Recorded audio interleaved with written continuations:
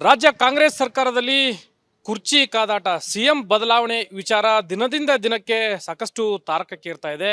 ಇನ್ನು ಈ ಕುರ್ಚಿ ಬದಲಾವಣೆ ವಿಚಾರವಾಗಿ ಈ ವಿಚಾರವನ್ನ ಕಾಂಗ್ರೆಸ್ನ ಹೈಕಮಾಂಡ್ ಏನು ಈ ವಿಚಾರದಲ್ಲಿ ದ್ವಂದ್ವ ನೀತಿಯನ್ನ ಅನುಸರಿಸ್ತಾ ಇರ್ತಕ್ಕಂಥ ಹಿನ್ನೆಲೆಯಲ್ಲಿ ಒಂದ್ ಕಡೆ ಸಿದ್ದರಾಮಯ್ಯನವ್ರನ್ನ ಬದಲಾವಣೆ ಮಾಡಬೇಕು ಅಂತಕ್ಕಂಥ ಕೂಗು ಕೇಳಿ ಬರ್ತಾ ಇರ್ತಕ್ಕಂಥ ಹಿನ್ನೆಲೆಯಲ್ಲಿ ಅಹಿಂದ ವರ್ಗ ಮತ್ತೆ ಸಿಡಿದೆದ್ದಿದೆ. ಒಂದ್ ಕಡೆ ಈ ಸಿಎಂ ಬದಲಾವಣೆ ವಿಚಾರವಾಗಿ ಅಹಿಂದ ವರ್ಗದ ಮುಖಂಡರು ಸಿದ್ದರಾಮಯ್ಯನವರ ಬೆನ್ನೆಲುಬಾಗಿ ಈಗ ನಿಂತಿದ್ದಾರೆ. ಸಾಕಷ್ಟು ಜನ ಅಹಿಂದ ವರ್ಗದ ನಾಯಕರು ಇವತ್ತು ಇಡೀ ರಾಜ್ಯದಾದ್ಯಂತ ಒಂದು ಬೃಹತ್ ಸಮಾವೇಶವನ್ನ ಮಾಡುವ ಮೂಲಕ ಕಾಂಗ್ರೆಸ್ನ ಹೈಕಮಾಂಡ್ಗೆ ಬಿಸಿ ಮುಟ್ಟಿಸುವಂತ ಒಂದು ಕಾರ್ಯಕ್ಕೆ ಅಣಿ ಆಗ್ತಾ ಇದ್ದಾರೆ. ನನ್ನ ಜೊತೆಗೆ ಅಹಿಂದ ವರ್ಗದ ಮುಖಂಡರುಗಳಿದ್ದಾರೆ, ಅವ್ರನ್ನ ಮಾತಾಡಿಸ್ತಾ ಹೋಗ್ತೀನಿ. ಸರ್, ಏನು ಈಗ ಕುರ್ಚಿ ಕಾದಾಟ ದಿನದಿಂದ ದಿನಕ್ಕೆ ಕುರ್ಚಿ ಬದಲಾವಣೆ, ಸಿಎಂ ಕುರ್ಚಿ ಬದಲಾವಣೆ ಆಗಬೇಕು ಅಂತಕ್ಕಂಥ ಒಂದು ಚರ್ಚೆ ನಡೀತಾ ಇದೆ, ಏನು ಹೇಳ್ತೀರಿ? ನೋಡಿ, ಮುಖ್ಯಮಂತ್ರಿ ಬದಲಾವಣೆ ಮಾಡಬೇಕಾದ್ರೆ ಯಾವುದಾದ್ರೂ ಒಂದು ಗೋಟಾಲ ಆಪಾದನೆಗಳು ಮೇಲಿರಬೇಕು, ಯಾವುದಾದ್ರೂ ಕಳಂಕ ಇರಬೇಕು. ಈ ರಾಜ್ಯದಲ್ಲಿ ಅತ್ಯಂತ ಉತ್ತಮವಾದಂಥ ಸರ್ಕಾರವನ್ನು ಕೊಡ್ತಾ ಇದ್ದಾರೆ. ಯಾವುದೇ ಅವ್ರ ಮೇಲೆ ಒಂದು ಕಪ್ಪು ಚಿಕ್ಕೆ ಇಲ್ಲ. ಇವತ್ತು ಹೆಣ್ಣು ಮಕ್ಕಳು ಪ್ರತಿಯೊಂದು ಮನೆಯಲ್ಲಿ ಹೋದರೆ ಹೆಣ್ಣು ಮಕ್ಕಳು ಸಿದ್ದರಾಮಯ್ಯವ್ರ ಬಗ್ಗೆ ಆರಾಧನೆ ಮಾಡ್ತಾ ಇದ್ದಾರೆ. ಪ್ರತಿಯೊಂದು ಇವತ್ತು ಸ್ಟೂಡೆಂಟ್ಗಳು ಹೋದರೆ ಸಿದ್ದರಾಮಯ್ಯ ಅಂತ ಮುಖ್ಯಮಂತ್ರಿ ಇರಬೇಕು ಅಂತ ವಿಚಾರದಲ್ಲಿದ್ದಾರೆ. ನೀರಾವರಿ ಯೋಜನೆಗಳಲ್ಲಿ ಉತ್ತಮವಾದಂಥ ನಿರ್ಧಾರಗಳು ತೊಗೊಂಡಾರ ಮುಖ್ಯಮಂತ್ರಿಗಳು ಹೊಗಳ್ತಾ ಇದ್ದಾರೆ. ಮತ್ತು ಇವತ್ತು ಇಂಥ ಒಂದು ಒಳ್ಳೆಯ ಮುಖ್ಯಮಂತ್ರಿ ಆಗಿರುವಾಗ ಚುನಾವಣೆ ಪೂರ್ವದಲ್ಲಿ ಸಿದ್ದರಾಮಯ್ಯವರು 5 ವರ್ಷ ಮುಖ್ಯಮಂತ್ರಿ ಆಗಿರಬೇಕಂತ ಸಂದೇಶ ಕಳಿಸಿದವರು ಹೈಕಮಾಂಡ್.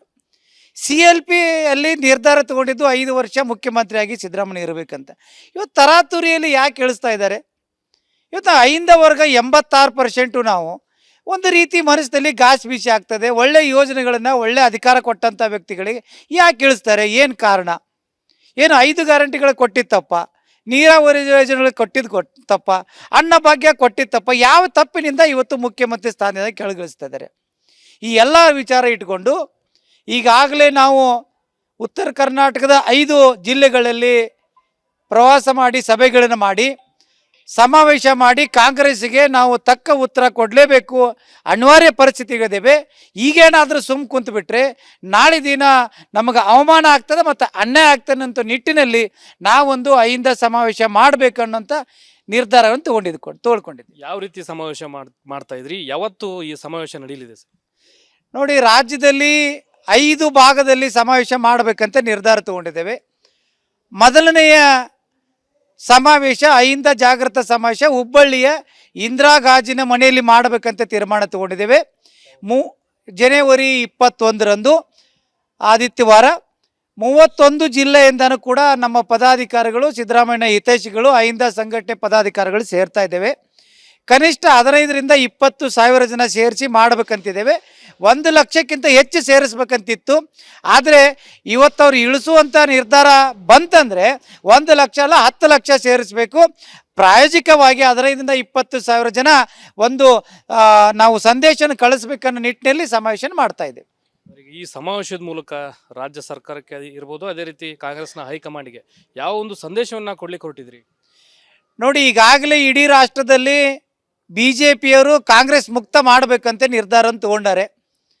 ನೀವು ಉತ್ತರ ಪ್ರದೇಶ, ಮಧ್ಯಪ್ರದೇಶದಲ್ಲಿ ತೊಗೊಳ್ಳೋಂಥ ನಿರ್ಧಾರಗಳು ನಿಮ್ಮ ಪಕ್ಷಕ್ಕೆ ಆಲ್ರೆಡಿ ಬುದ್ಧಿ ಕಲಿಸಿದ್ದಾವೆ. ನೀವೇನೋ ಕಲ್ತಂಗೆ ಕಾಣ್ತಾ ಇಲ್ಲ. ಮುಖ್ಯಮಂತ್ರಿಯನ್ನು ಸಿದ್ದರಾಮಯ್ಯವರು ಮುಟ್ಟುವಂಥ ಪ್ರಯತ್ನ ಪಟ್ಟರೆ ನಾವೇ ಹೇಳ್ತೇವೆ, ಅಹಿಂದ ವರ್ಗ 86% ನಿಮ್ಮ ಕರ್ನಾಟಕದಿಂದ ಮುಕ್ತ ಕಾಂಗ್ರೆಸ್ಸನ್ನು ಮಾಡುವಂಥ ನಿಟ್ಟಿನ ಒಂದು ಸಮಾವೇಶ ಮತ್ತು ಸಂದೇಶನ ಕೊಡ್ಲಿಕ್ಕೆ ಹೋಗ್ತಾ ಇದೆ. ಸರ್, ಈಗ ಒಂದು ಬೃಹತ್ ಸಮಾವೇಶನ ಮಾಡಲಿಕ್ಕೆ ಹೊರಟಿದ್ರಿ. ಸಿದ್ದರಾಮಯ್ಯನವ್ರನ್ನ CM ಕುರ್ಚಿಯಿಂದ ಕೆಳಗೆ ಇಳಿಸಬಾರ್ದು ಅಂತಕ್ಕಂಥ ಒಂದು ಸ್ಪಷ್ಟವಾದಂಥ ಸಂದೇಶವನ್ನು ಕೊಡಲಿಕ್ಕೆ ಹೊರಟಿದ್ರಿ.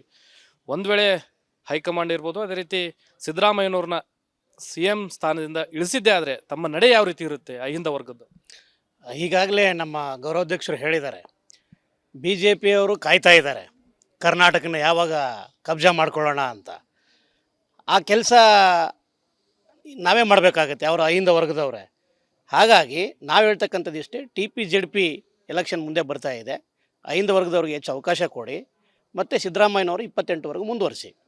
ಇಲ್ದಿದ್ದರೆ ಕರ್ನಾಟಕದಲ್ಲೂ ಸಹ ಕಾಂಗ್ರೆಸ್ ಮುಕ್ತ ಆಗುತ್ತೆ. ಈಗಾಗಲೇ ಎಲ್ಲ ಎಲೆಕ್ಷನ್ಗಳಲ್ಲಿ ಅವ್ರು ಗೆಲ್ಕೊಂಡು ಬರ್ತಾ ಇದ್ದಾರೆ, ಯಾರು? BJPಯವರು. ಹಾಗಾಗಿ ಸಿದ್ದರಾಮಯ್ಯನವರು ಮುಂದುವರಿಬೇಕು, ಯಾಕೆಂದರೆ ಎಲ್ಲ ವರ್ಗದ ಪರವಾಗಿ ಕೆಲಸ ಮಾಡ್ತಾ ಇದ್ದಾರೆ ಸಿದ್ದರಾಮಯ್ಯನವರು. ಇದೆಲ್ಲ ಜಗತ್ತಿಗೆ ಗೊತ್ತಿರ್ತಕ್ಕಂಥ ವಿಚಾರ. ಸಿದ್ದರಾಮಯ್ಯನವ್ರು ಕೊಟ್ಟಂಥ ಪಂಚ ಗ್ಯಾರಂಟಿಗಳನ್ನೇ ಬಿ ಜೆ ಪಿ ಸರ್ಕಾರ ಕಾಪಿ ಮಾಡಿದ್ದು ಇತಿಹಾಸ ಇದೆ. ಹೀಗಿರುವಾಗ ಯಾಕ್ರಿ ಸಿದ್ದರಾಮಯ್ಯನವ್ರನ್ನ ಆಡಳಿತದಿಂದ ಯಾವುದೋ ಹುದ್ದೆಯಿಂದ ಇಳಿಸ್ಲಿಕ್ಕೆ ನೀವು ಪ್ರಯತ್ನ ಮಾಡ್ತಿದ್ರಿ? ಇದು ವ್ಯರ್ಥ ಪ್ರಯತ್ನ ನನ್ನ ಪ್ರಕಾರ. ಸರ್, ಈ ಸಮಾವೇಶದಲ್ಲಿ ಎಷ್ಟು ಜನ ಸೇರುವಂತ ನಿರೀಕ್ಷೆ ಇದೆ? ಯಾವ್ಯಾವ ಜಿಲ್ಲೆಯ ಅಹಿಂದ ನಾಯಕರು ಈ ಒಂದು ಸಮಾವೇಶದಲ್ಲಿ ಭಾಗಿಯಾಗಲಿದ್ದಾರೆ? ಇದೇ ತಿಂಗಳು ಜನವರಿ 21ಕ್ಕೆ ಒಂದು 15,000ರಿಂದ 20,000 ಜನಸಂಖ್ಯೆ ಇದು ಶಿಳಿಸೋ ಪ್ಲ್ಯಾನ್ ಮಾಡ್ತಾ ಇದ್ದೀವಿ. ಈಗಾಗಲೇ ಇವತ್ತು ಮೀಟಿಂಗ್ನ ಈಗಾಗಲೇ ಮಾತುಕತೆ ಆಗಿದೆ. ಮತ್ತು ಉತ್ತರ ಕನ್ನಡದ ಒಂದು 12ರಿಂದ 13 ಜಿಲ್ಲೆ ಜನಸಂಖ್ಯೆ ಬರ್ತಾ ಇದ್ದಾರೆ.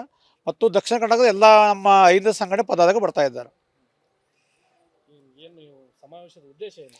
ಸಮಾವೇಶ ಉದ್ದೇಶ ಅಂದರೆ ಇವು ನಮ್ಮ ಸಿದ್ದರಾಮಯ್ಯ ಸಾಹೇಬರು ಮುಖ್ಯಮಂತ್ರಿಯಾಗಿ 2028ರವರೆಗೆ ಅವರೇ ಮುಂದುವರಿಬೇಕಂತ ಒಂದು ಶಕ್ತಿ ತುಂಬ ಕೆಲಸ ಮಾಡ್ತಾ ಇದ್ದೀವಿ. ಇದಿಷ್ಟು ಅಹಿಂದ ವರ್ಗದ ಮುಖಂಡರುಗಳ ಮಾತುಗಳು. ಒಂದು ಕಡೆ CM ಸಿದ್ದರಾಮಯ್ಯನವ್ರನ್ನ CM ಕುರ್ಚಿಯಿಂದ ಇಳಿಸುವಂಥ ಒಂದು ಪ್ರಯತ್ನವನ್ನು ಹೈಕಮಾಂಡ್ ಮಾಡಬಾರ್ದು. 2028ರವರೆಗೂ ಕೂಡ ಅವರನ್ನೇ ಮುಂದುವರಿಸಬೇಕು. ಒಂದು ವೇಳೆ ಅವರನ್ನು CM ಸ್ಥಾನದಿಂದ ಇಳಿಸಿದ್ದೇ ಆದರೆ ನಾವು ಕರ್ನಾಟಕದಲ್ಲೂ ಕೂಡ ಕಾಂಗ್ರೆಸ್ ಮುಕ್ತವನ್ನು ಮಾಡಬೇಕಾಗುತ್ತೆ ಅಂತಕ್ಕಂಥ ಎಚ್ಚರಿಕೆಯನ್ನು ರವಾನೆ ಮಾಡ್ತಾ ಇದ್ದಾರೆ. ಕ್ಯಾಮರಾ ಪರ್ಸನ್ ವಿನಾಯಕ್ ಪೂಜಾರ್ ಜೊತೆ ಪ್ರಕಾಶ್ ಹಿರೇಮಠ, ರಿಪಬ್ಲಿಕ್ ಕನ್ನಡ, ಹುಬ್ಬಳ್ಳಿ. ರಾಜ್ಯ ಕಾಂಗ್ರೆಸ್ ಸರ್ಕಾರದಲ್ಲಿ ಕುರ್ಚಿ ಕಾದಾಟ, CM ಬದಲಾವಣೆ ವಿಚಾರ ದಿನದಿಂದ ದಿನಕ್ಕೆ ಸಾಕಷ್ಟು ತಾರಕಕ್ಕೇರ್ತಾ ಇದೆ. ಇನ್ನು ಈ ಕುರ್ಚಿ ಬದಲಾವಣೆ ವಿಚಾರವಾಗಿ ಈ ವಿಚಾರವನ್ನು ಕಾಂಗ್ರೆಸ್ನ ಹೈಕಮಾಂಡ್ ಏನು ಈ ವಿಚಾರದಲ್ಲಿ ದ್ವಂದ್ವ ನೀತಿಯನ್ನು ಅನುಸರಿಸ್ತಾ ಇರ್ತಕ್ಕಂಥ ಹಿನ್ನೆಲೆಯಲ್ಲಿ ಒಂದು ಕಡೆ ಸಿದ್ದರಾಮಯ್ಯನವ್ರನ್ನ ಬದಲಾವಣೆ ಮಾಡಬೇಕು ಅಂತಕ್ಕಂಥ ಕೂಗು ಕೇಳಿ ಬರ್ತಾ ಇರ್ತಕ್ಕಂಥ ಹಿನ್ನೆಲೆಯಲ್ಲಿ ಅಹಿಂದ ವರ್ಗ ಮತ್ತೆ ಸಿಡಿದೆದ್ದಿದೆ. ಒಂದು ಕಡೆ ಈ CM ಬದಲಾವಣೆ ವಿಚಾರವಾಗಿ ಅಹಿಂದ ವರ್ಗದ ಮುಖಂಡರು ಸಿದ್ದರಾಮಯ್ಯನವರ ಬೆನ್ನೆಲುಬಾಗಿ ಈಗ ನಿಂತಿದ್ದಾರೆ. ಸಾಕಷ್ಟು ಜನ ಅಹಿಂದ ವರ್ಗದ ನಾಯಕರು ಇವತ್ತು ಇಡೀ ರಾಜ್ಯದಾದ್ಯಂತ ಒಂದು ಬೃಹತ್ ಸಮಾವೇಶವನ್ನು ಮಾಡುವ ಮೂಲಕ ಕಾಂಗ್ರೆಸ್ನ ಹೈಕಮಾಂಡ್ಗೆ ಬಿಸಿ ಮುಟ್ಟಿಸುವಂಥ ಒಂದು ಕಾರ್ಯಕ್ಕೆ ಅಣಿ ಆಗ್ತಾ ಇದ್ದಾರೆ. ನನ್ನ ಜೊತೆಗೆ ಅಹಿಂದ ವರ್ಗದ ಮುಖಂಡರುಗಳಿದ್ದಾರೆ, ಅವ್ರನ್ನ ಮಾತಾಡಿಸ್ತಾ ಹೋಗ್ತೀನಿ. ಸರ್, ಏನು ಈಗ ಕುರ್ಚಿ ಕಾದಾಟ ದಿನದಿಂದ ದಿನಕ್ಕೆ ಕುರ್ಚಿ ಬದಲಾವಣೆ, CM ಕುರ್ಚಿ ಬದಲಾವಣೆ ಆಗಬೇಕು ಅಂತಕ್ಕಂಥ ಒಂದು ಚರ್ಚೆ ನಡೀತಾ ಇದೆ, ಏನು ಹೇಳ್ತೀರಿ? ನೋಡಿ, ಮುಖ್ಯಮಂತ್ರಿ ಬದಲಾವಣೆ ಮಾಡಬೇಕಾದ್ರೆ ಯಾವುದಾದ್ರೂ ಒಂದು ಗೋಟಾಲ ಆಪಾದನೆಗಳು ಮೇಲಿರಬೇಕು, ಯಾವುದಾದ್ರೂ ಕಳಂಕ ಇರಬೇಕು. ಈ ರಾಜ್ಯದಲ್ಲಿ ಅತ್ಯಂತ ಉತ್ತಮವಾದಂಥ ಸರ್ಕಾರವನ್ನು ಕೊಡ್ತಾ ಇದ್ದಾರೆ. ಯಾವುದೇ ಅವ್ರ ಮೇಲೆ ಒಂದು ಕಪ್ಪು ಚಿಕ್ಕೆ ಇಲ್ಲ. ಇವತ್ತು ಹೆಣ್ಣು ಮಕ್ಕಳು ಪ್ರತಿಯೊಂದು ಮನೆಯಲ್ಲಿ ಹೋದರೆ ಹೆಣ್ಣು ಮಕ್ಕಳು ಸಿದ್ದರಾಮಯ್ಯವ್ರ ಬಗ್ಗೆ ಆರಾಧನೆ ಮಾಡ್ತಾ ಇದ್ದಾರೆ. ಪ್ರತಿಯೊಂದು ಇವತ್ತು ಸ್ಟೂಡೆಂಟ್ಗಳು ಹೋದರೆ ಸಿದ್ದರಾಮಯ್ಯ ಅಂತ ಮುಖ್ಯಮಂತ್ರಿ ಇರಬೇಕು ಅಂತ ವಿಚಾರದಲ್ಲಿದ್ದಾರೆ. ನೀರಾವರಿ ಯೋಜನೆಗಳಲ್ಲಿ ಉತ್ತಮವಾದಂಥ ನಿರ್ಧಾರಗಳು ತೊಗೊಂಡಾರ ಮುಖ್ಯಮಂತ್ರಿಗಳು ಹೊಗಳ್ತಾ ಇದ್ದಾರೆ. ಮತ್ತು ಇವತ್ತು ಇಂಥ ಒಂದು ಒಳ್ಳೆಯ ಮುಖ್ಯಮಂತ್ರಿ ಆಗಿರುವಾಗ ಚುನಾವಣೆ ಪೂರ್ವದಲ್ಲಿ ಸಿದ್ದರಾಮಯ್ಯವರು 5 ವರ್ಷ ಮುಖ್ಯಮಂತ್ರಿ ಆಗಿರ್ಬೇಕಂತ ಸಂದೇಶ ಕಳಿಸಿದವರು ಹೈಕಮಾಂಡ್. CLP ಅಲ್ಲಿ ನಿರ್ಧಾರ ತಗೊಂಡಿದ್ದು 5 ವರ್ಷ ಮುಖ್ಯಮಂತ್ರಿಯಾಗಿ ಸಿದ್ದರಾಮಯ್ಯ ಇರಬೇಕಂತ.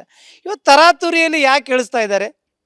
ಇವತ್ತು ಅಹಿಂದ ವರ್ಗ 86% ನಾವು ಒಂದು ರೀತಿ ಮನಸ್ಸಿನಲ್ಲಿ ಗಾಸ್ ಬೀಸಿ ಆಗ್ತದೆ. ಒಳ್ಳೆ ಯೋಜನೆಗಳನ್ನು ಒಳ್ಳೆ ಅಧಿಕಾರ ಕೊಟ್ಟಂಥ ವ್ಯಕ್ತಿಗಳಿಗೆ ಯಾಕೆ ಇಳಿಸ್ತಾರೆ? ಏನು ಕಾರಣ? ಏನು 5 ಗ್ಯಾರಂಟಿಗಳು ಕೊಟ್ಟಿತ್ತಪ್ಪ? ನೀರಾವರಿ ಯೋಜನೆಗಳು ಕೊಟ್ಟಿದ್ದು ತಪ್ಪ? ಅನ್ನ ಭಾಗ್ಯ ಕೊಟ್ಟಿತ್ತಪ್ಪ? ಯಾವ ತಪ್ಪಿನಿಂದ ಇವತ್ತು ಮುಖ್ಯಮಂತ್ರಿ ಸ್ಥಾನದಿಂದ ಕೆಳಗಿಳಿಸ್ತಾ ಇದ್ದಾರೆ? ಈ ಎಲ್ಲ ವಿಚಾರ ಇಟ್ಕೊಂಡು ಈಗಾಗಲೇ ನಾವು ಉತ್ತರ ಕರ್ನಾಟಕದ 5 ಜಿಲ್ಲೆಗಳಲ್ಲಿ ಪ್ರವಾಸ ಮಾಡಿ ಸಭೆಗಳನ್ನು ಮಾಡಿ ಸಮಾವೇಶ ಮಾಡಿ ಕಾಂಗ್ರೆಸ್ಸಿಗೆ ನಾವು ತಕ್ಕ ಉತ್ತರ ಕೊಡಲೇಬೇಕು, ಅನಿವಾರ್ಯ ಪರಿಸ್ಥಿತಿಗಳಿವೆ.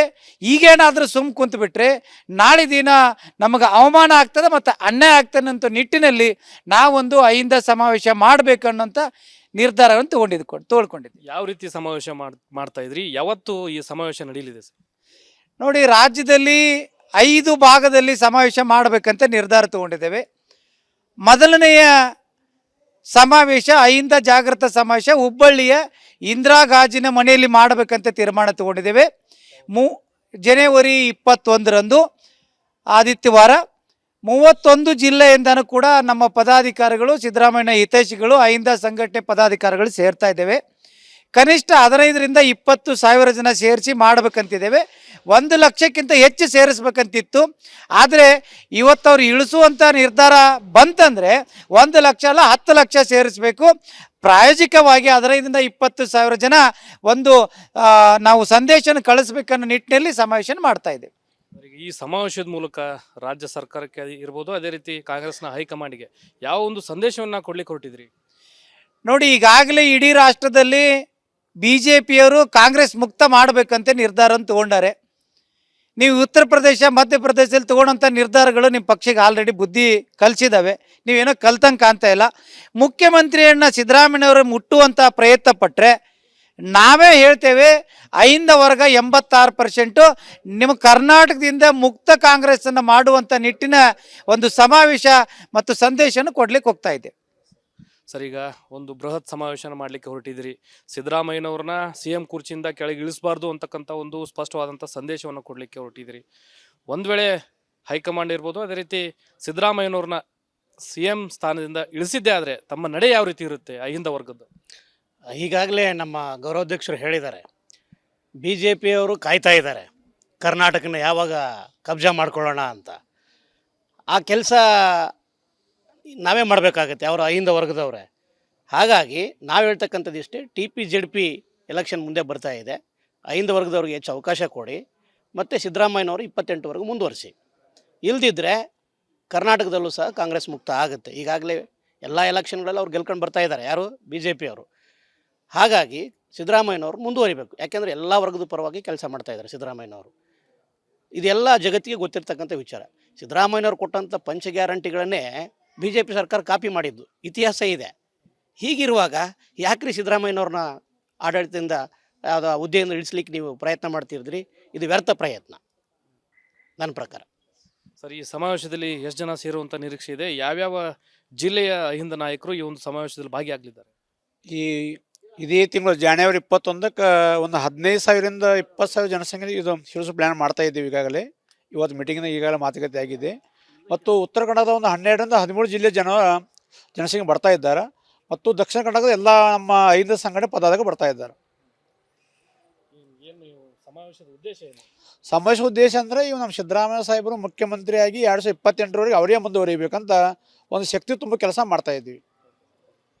ಇದಿಷ್ಟು ಅಹಿಂದ ವರ್ಗದ ಮುಖಂಡರುಗಳ ಮಾತುಗಳು. ಒಂದು ಕಡೆ CM ಸಿದ್ದರಾಮಯ್ಯನವ್ರನ್ನ CM ಕುರ್ಚಿಯಿಂದ ಇಳಿಸುವಂಥ ಒಂದು ಪ್ರಯತ್ನವನ್ನು ಹೈಕಮಾಂಡ್ ಮಾಡಬಾರ್ದು, 2028ರವರೆಗೂ ಕೂಡ ಅವರನ್ನೇ ಮುಂದುವರಿಸಬೇಕು. ಒಂದು ವೇಳೆ ಅವರನ್ನು CM ಸ್ಥಾನದಿಂದ ಇಳಿಸಿದ್ದೇ ಆದರೆ ನಾವು ಕರ್ನಾಟಕದಲ್ಲೂ ಕೂಡ ಕಾಂಗ್ರೆಸ್ ಮುಕ್ತವನ್ನು ಮಾಡಬೇಕಾಗುತ್ತೆ ಅಂತಕ್ಕಂಥ ಎಚ್ಚರಿಕೆಯನ್ನು ರವಾನೆ ಮಾಡ್ತಾ ಇದ್ದಾರೆ. ಕ್ಯಾಮ್ರಾ ಪರ್ಸನ್ ವಿನಾಯಕ್ ಪೂಜಾರ್ ಜೊತೆ ಪ್ರಕಾಶ್ ಹಿರೇಮಠ, ರಿಪಬ್ಲಿಕ್ ಕನ್ನಡ, ಹುಬ್ಬಳ್ಳಿ.